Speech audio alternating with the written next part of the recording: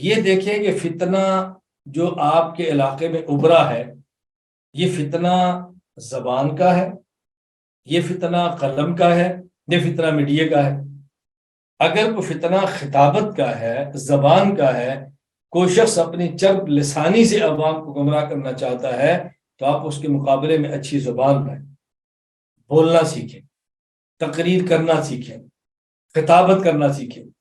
ہم نے بحمد اللہ تعالی ادارت النعمان حیدرآباد ہندوستان میں آن لائن دورہ حدیث شروع کرایا ہے، اور ہر جمعرات کو اس میں شرکت کرنے والوں کو تقریر کرنا سکھاتے ہیں تاکہ ان کو بولنا یہ سیکھیں۔ میں علماء کرام کے لیے عرض کروں گا، وہ علماء جو قدیم فضلاء ہیں، آج سے 10 سال پہلے، 20 سال پہلے، 30 سال پہلے دورہ حدیث شریف کر چکے ہیں، اپنے گھر میں ہیں، مسجد محلے کی اس میں امامت خطابت کے فرائض سر انجام دے دیں۔ آپ آن لائن دورہ حدیث میں شرکت کریں، آن لائن دورہ حدیث کے اندر آ جائیں، آپ کو نفع ہوگا، تازگی ہو جائے گی، دلائل آئیں گے۔ گزشتہ سال میں نے پورا سال صحیح بخاری کے دروس دیے ہیں، عنوان یہ تھا اہل باطل نے صحیح بخاری کی جن روایات استدلالات کیے ہیں، ہم نے ان کا جواب دیے۔ اس سال اسباق چل رہے ہیں، احادیث صحیح بخاری پر جو اہل باطل نے اعتراضات کیے میں ان کے جواب دے رہا ہوں۔ تو اس انداز میں آپ نے صحیح بخاری پر دروس نہیں سنے ہوں گے، آپ اس کو سماعت فرمائیں، علماء اس کے اندر شرکت کریں۔ کتنا آسان ہے، اپنے مسجد کی امامت بھی کریں، اپنے محلے کی مسجد میں خطبہ بھی دیں، اور گھر بیٹھے آن لائن روزانہ کی بنیاد پر اسباق سنیں، اور زیادہ وقت نہ ہو، مصروفیت ہو، ہفتے میں ایک سبق میرا ہوتا ہے، آپ اس کو سماعت فرما لیا کریں، آپ خود اندازہ فرمائیں گے کہ آپ کو کتنا فائدہ ہو رہا ہے انشاءاللہ العزیز۔ اگر فتنہ قلمی ہے، کوئی شخص لکھتا ہے، آپ لکھنا سیکھیں، تحریر سیکھیں، اس کا مقابلہ کریں۔ ہم نے اس کا بھی اہتمام کیا الحمدللہ، جتنا ہمارے بس میں اس پر بھی کام شروع ہے۔ اگر فتنہ میڈیا کا ہے تو میڈیا سیکھیں، میڈیا کو چلانا سیکھیں، میڈیا پر آنا سیکھیں، اور مناسب طریقے پر میڈیا کا استعمال کریں۔ دیکھیں، میں بھی آپ سامنے میڈیا پر ہوں، برس سے میڈیا پر ہوں۔ جب ہمارے اہل حق کا عموماً یہ مزاج نہیں تھا، میں اس وقت سے میڈیا پر ہوں، بغیر اسباب اور وسائل کے میڈیا پر آیا ہوں، بغیر مال و زر کے آیا ہوں۔ میں سمجھتا تھا کہ میڈیائی فتنے کا مقابلہ میڈیا کے بغیر ممکن نہیں ہے، ہم نے ان کا مقابلہ کرنا ہے۔ بہت سارے لوگ مجھ سے پوچھتے ہیں کہ مولانا صاحب ویڈیو جائز ہے کہ ناجائز ہے، یہ تصویریں حرام ہیں یا حلال ہیں؟ میں نے کہا ایک بات سمجھ لو، میں حلال حرام کی بات نہیں کرتا، میں جائز نجائز پر فتویٰ نہیں دیتا، میں اتنی گزارش کرتا ہوں، یہ وقت کی ضرورت ہے، اور ضرورت کے بارے میں ہمارا ضابطہ یہ ہے الضرورات تقدر بقدر الضرورہ۔ جتنی ضرورت ہے اتنا استعمال کریں، جتنی ضرورت نہیں ہے اتنا استعمال نہ کریں، بس اتنی سی بات ہے۔ اس سے بڑھ کر میں کیا آپ کی خدمت میں عرض کروں۔ میں ایک بہت بڑے جامعہ میں گیا، اور وہ جامعہ وہ تھا کہ جن کا مزاج ویڈیوز کا نہیں ہے، میڈیا کا نہیں ہے، وہ ویڈیو کو جائز نہیں سمجھتی۔ محترم صاحب سے میری تفصیلی ملاقات ہوئی، مجھے وہ محترم صاحب فرمانے لگے کہ آپ جو فتنوں کا مقابلہ کرتے ہیں، آپ غامدی کے خلاف کام کریں۔ میں نے پوچھا کیوں؟ کہتے ہیں غامدی ایک بہت بڑا فتنہ ہے۔ میں نے ذرا مذاق بات سمجھانے کے لیے میں نے عرض کر دیا کہ غامدی کون سا فتنہ ہے، میں تو آپ سے سن رہا ہوں۔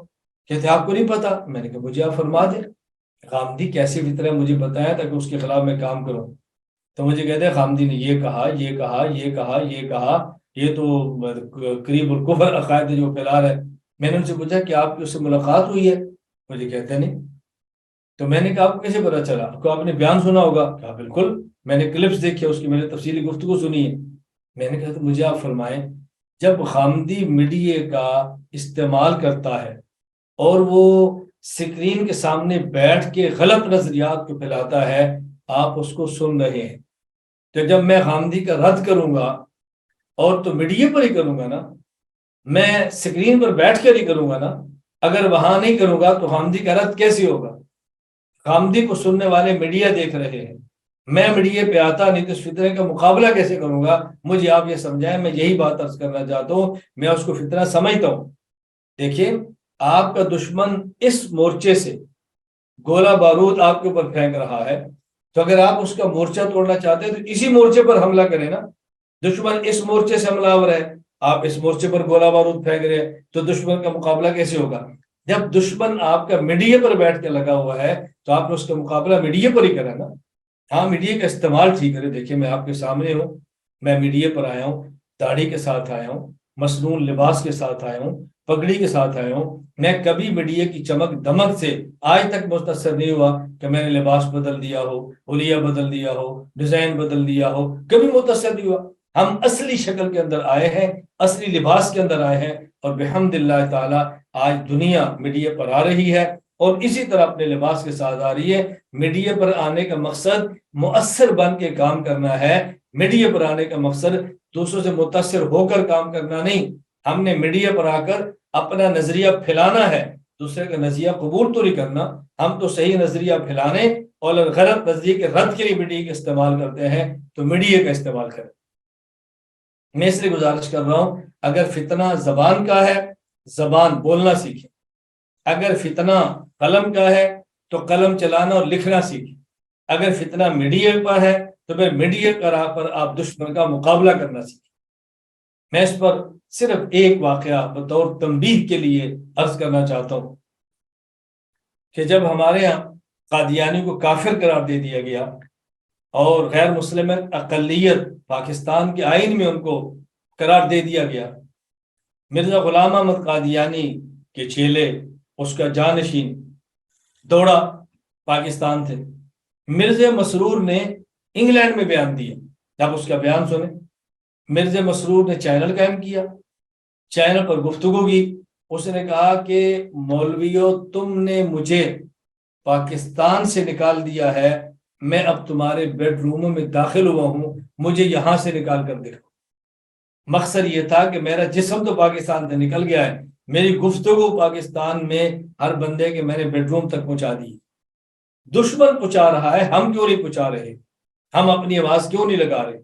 میڈیا کا استعمال مناسب کریں اور نامناسب نہ کریں، غلط استعمال نہ کریں، فضول استعمال نہ کریں، لچر بازی سے کام نہ لیں، معقول طریقے پر کام کریں۔ تو میں نے دوسری بات عرض کی ہے، فتنوں کا سدباب، فتنہ زبان کا ہے، زبان استعمال کریں، قلم کا ہے، لکھنا سیکھیں، میڈیا کا ہے تو میڈیا کو استعمال کریں، جہاں فتنہ جس روپ کے اندر ہے مناسب انداز میں اسی طرح فتنے کا بھرپور مقابلہ کریں۔